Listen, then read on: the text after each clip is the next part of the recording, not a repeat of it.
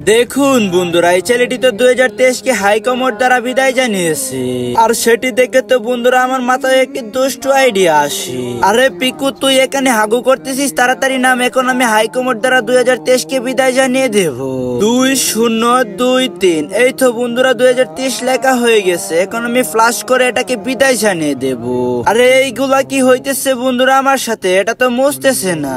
এরপর দেখো বন্ধুরা, এই মেয়েটি ফ্লাক্সের পানিগুলা পালানোর সাথে সাথে পানিগুলা বরফ হয়ে যাইতেছে। কিন্তু বন্ধুরা এই ভিডিওটি আমার একদমই বিশ্বাস হইতেছিল না। আর এটা কি আদৌ সম্ভব? এটা দেখার জন্য আমি কার্যক্রম শুরু করে দিলাম। এর জন্য প্রথমে ফার্স্টে ফ্রিজ থেকে ঠান্ডা পানি নিয়ে ফ্লাক্সে রেখে দিলাম। এরপর বন্ধুরা ফ্লাক্সের সুইচটা অন করে কিছুক্ষণ রেখে দিলাম। দেখতে দেখতে বন্ধুরা পানি গরম হয়ে গেছে।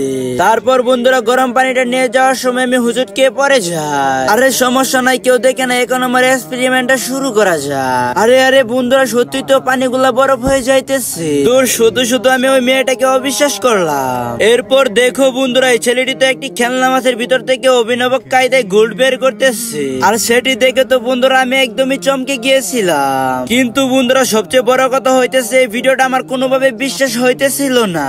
আর তাই আমি সেটি দেখার জন্য বন্ধুরা মাছটিকে অর্ডার করে দিয়েছিলাম। এই তো বন্ধুরা দেখতে দেখতে মাছটিকে আনবক্সিং করে ফিটিং করা শুরু করে দিলাম। ছোট বন্ধুরা আমার তো আর ধৈর্য কুলাইতেছে না, কখন যে মাছের পেট থেকে ঘুলটা বের করে আমার হাতে পাবো। তবে তার আগে বন্ধুরা মাছটা ভালো করে ফিটিং করতে হবে। আর যদি ভালোভাবে ফিটিং না হয় তাহলে আমি গোল্ড পাবো না। এই তো বন্ধুরা দেখতে দেখতে আমার মাছটা পুরোপুরি ভাবে কমপ্লিট হয়ে গেছে।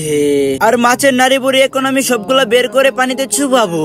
এই তো বন্ধুরা আমি নাড়ি বুড়ি সবগুলাই পানিতে চুবিয়ে দিলাম। আরে বন্ধুরা এত কষ্ট করার পর আমি গোল্ড পাই নাই।